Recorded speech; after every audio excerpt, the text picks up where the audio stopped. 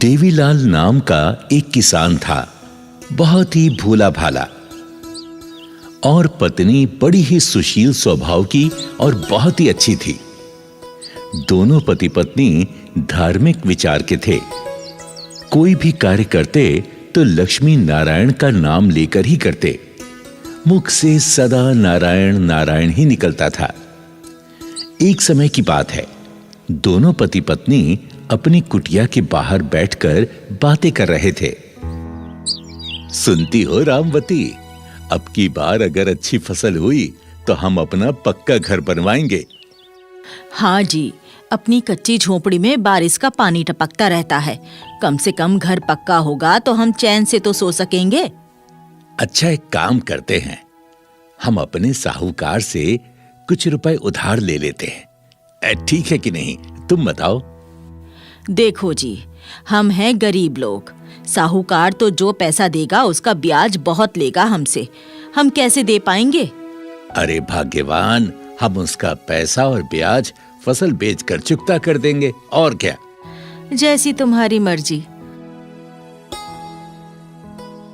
देवीलाल दूसरे दिन अपने साहूकार के पास गया। साहूकार गद्दी पर बैठा था। देवीलाल को देखकर बोला, अरे आओ आओ देवीलाल, बैठो बैठो।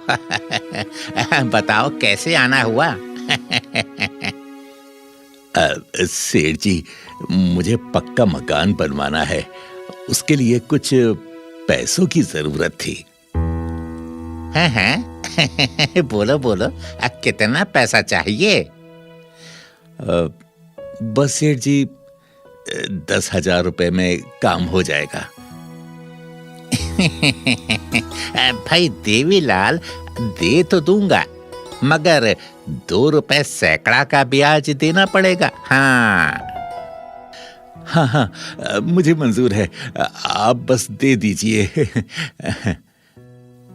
हाँ, तो ठीक है, लेकिन ये भी तो बताओ कि लौटाओगे कब पैसे हैं?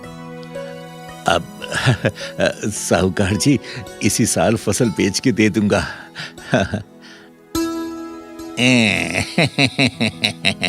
ठीक है ठीक है, ये लो 10,000 रुपए। ले जाओ ले जाओ। साहूकार गिनकर 10,000 रुपए देवीलाल को दे देता है। देवीलाल खुशी खुशी घर आता है। अजी, सेठ ने पैसे दिए क्या? हाँ, साहूकार ने पैसे दे दिए, पर उसने मुझे 2 रुपए सैकड़े के ब्याज पर पैसे दिए हैं। कितने दिन में लेगा वो पैसा वापस? अरे तो चिंता मत कर, लक्ष्मी नारायण की कृपा से मैं उसे इसी साल फसल बेचकर पैसे लौटा दूंगा। हाँ। हे लक्ष्मी नारायण, हमारी लाज रख लेना। लेकिन भगवान को तो कुछ और ही मंजूर था। खेतों में फसल पकने का समय आया, तभी ओलावृष्टि से उसकी पूरी फसल नष्ट हो गई। कुछ पैसा खेत की बुआई में खर्च हो गया और कुछ पैसा घर में खर्च हो गया। देवीलाल की फसल नष्ट हुई तो वो फूट फूट कर रोने लगा।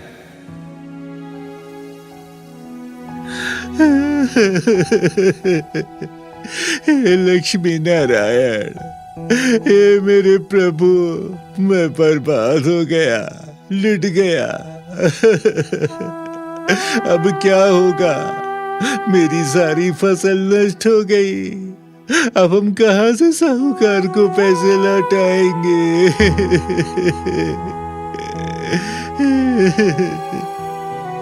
अगर हमने पैसे नहीं दिए तो साहूकार हमारे खेत मकान सब कुछ छीन लेगा। हे नारायण, हे लक्ष्मी नारायण, हमारी रक्षा करो। हमें कोई रास्ता बताओ, हम क्या करें, क्या करें हम? जब फसल नष्ट हो गई तो साहूकार वादा पूरा होने पर देवीलाल के घर आता है। भाई देवीलाल, तुमने जो वादा किया था वो पूरा हो गया। अब मेरे पैसे ब्याज सहित लौटाओ।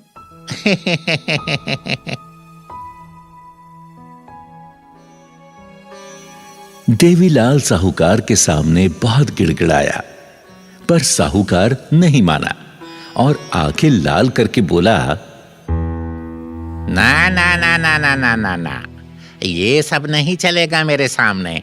सुन लो देवीलाल, अगर तुमने 10 दिन के भीतर मेरा पैसा नहीं लौटाया तो मैं तुम्हारे खेत मकान सब कुछ छीन लूंगा। हाँ, समझ गए?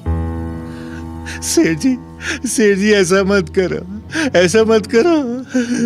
मुझे अगली फसल तक का कोई मौका दे दो, एक और मौका दे दो। मैं आपका पाई लौटा दूंगा, पाई लौटा दूंगा। सेठ जी, हम बहुत गरीब लोग हैं। हमारा गुजर बसर इसी खेत से होता है। हम बर्बाद हो जाएंगे। हम कहाँ जाएंगे सेठ जी? हम पर दया करो। नहीं नहीं नहीं नहीं नहीं नहीं नहीं नहीं नहीं, मैं कुछ नहीं जानता। मुझे 10 दिन के भीतर पैसा चाहिए तो चाहिए।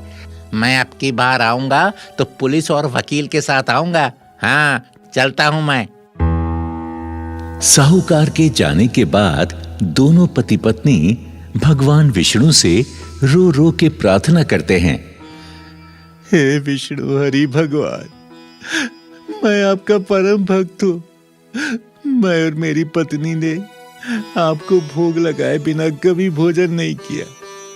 हमने सच्चे मन से आपकी पूजा वंदना की। हमने आज तक आपसे कुछ नहीं मांगा भगवान। आज आपका भक्त बड़ी संकट में है। अगर उस साहूकार का पैसा हमने नहीं लौटाया तो वो हमारे खेत और मकान सब कुछ हमसे छीन लेगा।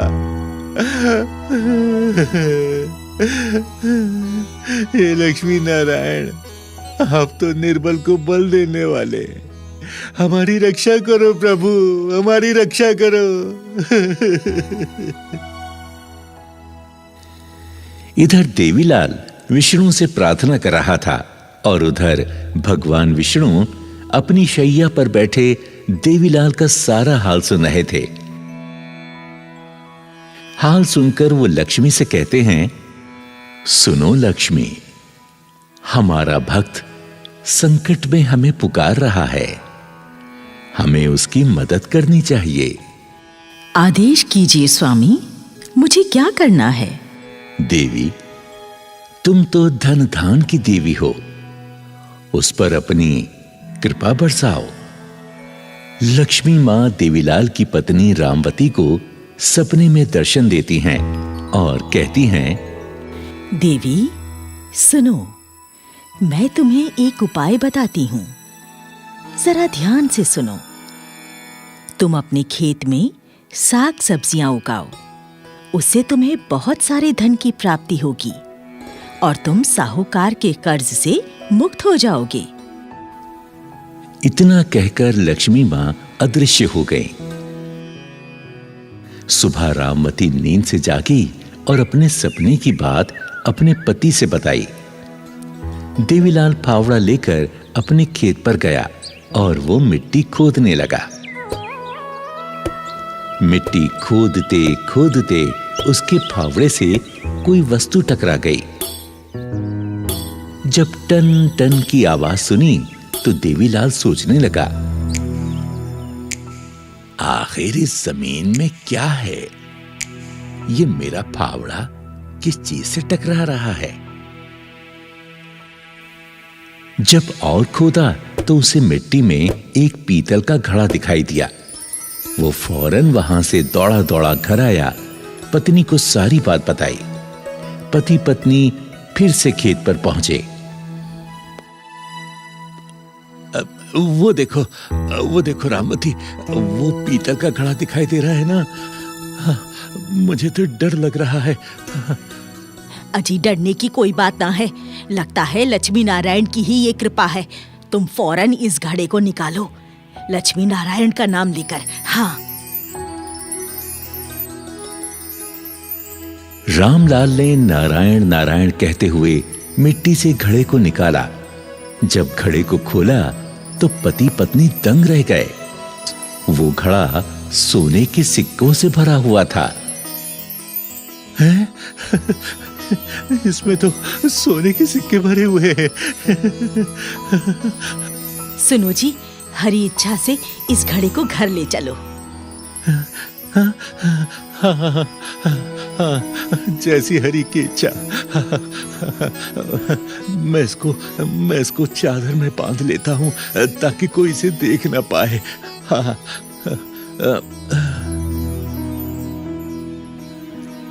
घड़े को एक चादर में बांधकर दोनों पति पत्नी उस पीतल के घड़े को घर ले आए।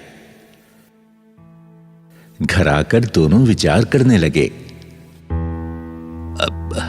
सुनो भाग्यवान, हम इतने सारे धन का क्या करेंगे? ये तो बहुत सारा धन है। हम इसमें से थोड़ा सा धन निकालकर उस साहूकार का पैसा लौटा देंगे और उसमें से बाकी धन को हम भगवान की सेवा में लगा देंगे। उन्हीं का तो दिया धन है।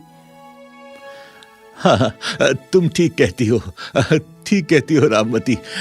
हम इस पैसे से श्री लक्ष्मी नारायण विष्णु जी का मंदिर बनवाएंगे, गरीबों को भी दान करेंगे।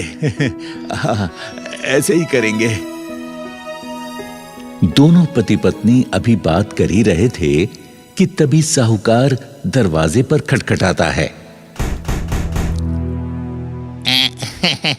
रामलाल, दरवाजा खोलो।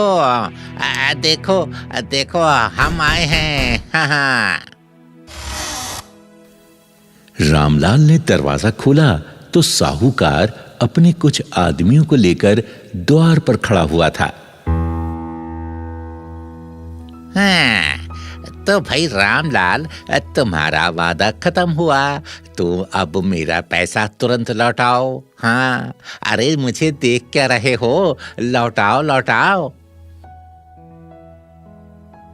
अरे सेठ जी, आइए और अपना पूरा पैसा लेकर जाइए।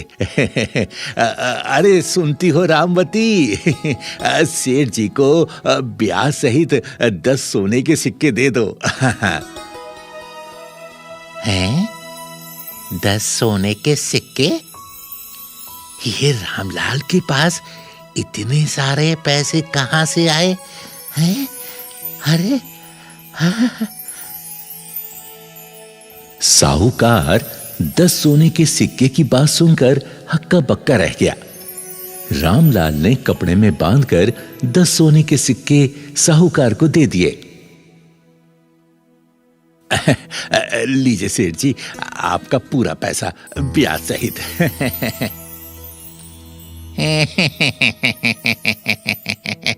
रामलाल, तुम तो लगता है बुरा मान गए। अरे कोई बात नहीं, इतनी जल्दी काहे की है? अरे दे देते पैसे बाद में भी। चलो कोई बात नहीं। भाई मेरा हिसाब तो पूरा हो गया। लेकिन रामलाल, मुझे ये तो बताओ कि ये सोने के सिक्के आए कहाँ से हैं? सेठ जी, ये तो बस मेरे प्रभु नारायण हरि की कृपा है। जय हो, जय हो। ठीक है, मैं चलता हूँ।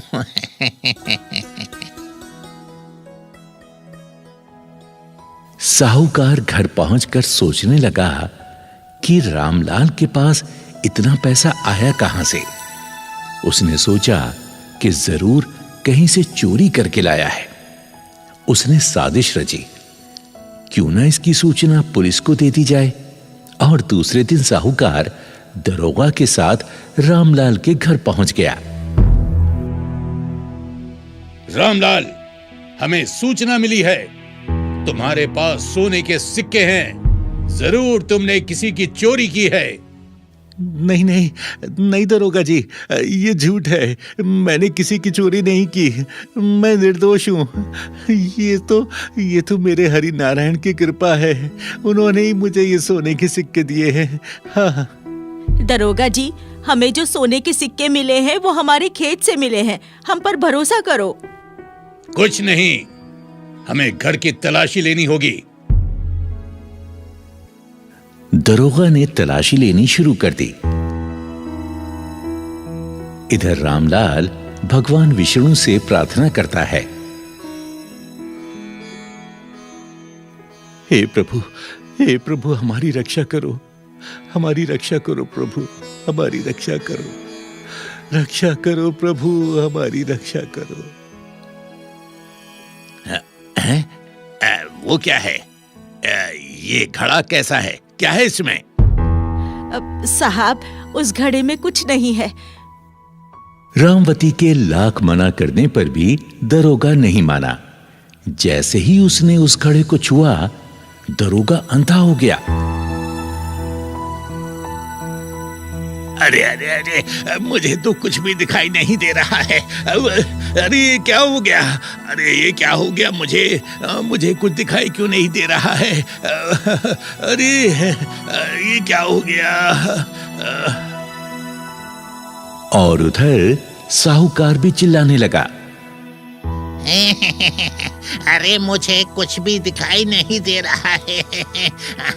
अरे ये क्या हो गया? मुझे जरूर ये दोनों बुढ़िया बुढ़े जादूगर हैं। ओहो, मुझे बचाओ, बचाओ, मेरी आंखों में दर्द हो रहा है। मैं इस घड़े को नहीं छूऊंगा। ये क्या हो गया? मुझे क्षमा कर दो रामलाल, मुझे क्षमा कर दो, मुझे क्षमा कर दो रामलाल। अब मैं इस घड़े को नहीं छूऊंगा। ओहो, मेरी आंखों में दर्द हो रहा है। मुझे बचा लो, मुझे बचाओ। रामलाल, ये सब तुम्हारी सच्ची भक्ति का चमत्कार है। हमें क्षमा करो, क्षमा कर दो हमें। दरोगा और साहूकार दोनों नाक रगड़कर श्री नारायण विष्णु से क्षमा मांगते हैं। हे लक्ष्मी नारायण, हमें क्षमा कर दो, हमें क्षमा कर दो। हे लक्ष्मी नारायण, हमें क्षमा करो, हमें क्षमा कर दो, हमारी आंखें ठीक कर दो। भगवान विष्णु की कृपा से दोनों की आंखें ठीक हो जाती हैं। उन्हें पहले की ही तरह सब कुछ दिखाई देने लगता है। रामलाल, तुम्हारी भक्ति सच्ची है। हमें क्षमा कर दो, हम जा रहे हैं। हमें क्षमा कर दो। हाँ रामलाल, मुझे भी क्षमा कर दो। मैंने तुम पर चोरी का इल्जाम लगाया। क्षमा कर दो, मैं भी जा रहा हूँ। हाँ। चलो कोई बात नहीं, लेकिन कभी भी गरीब का दिल ना दुखाना। गरीब के दिल में भगवान बसते हैं। हाँ। दरोगा और साहूकार चले जाते हैं। रामलाल ने अपने घर में श्री विष्णु और लक्ष्मी का मंदिर बनवाया और दोनों पति पत्नी आनंद पूर्वक जीवन यापन करने लगे। अरे भाग्यवान, भगवान का शुक्रिया अदा करो और प्रेम से बोलो, जय जय श्री लक्ष्मी नारायण भगवान, जय जय श्री लक्ष्मी नारायण भगवान। जय हो श्री महालक्ष्मी, माँ तेरी सदा ही जय। जय हो मैया, जय हो महालक्ष्मी माँ।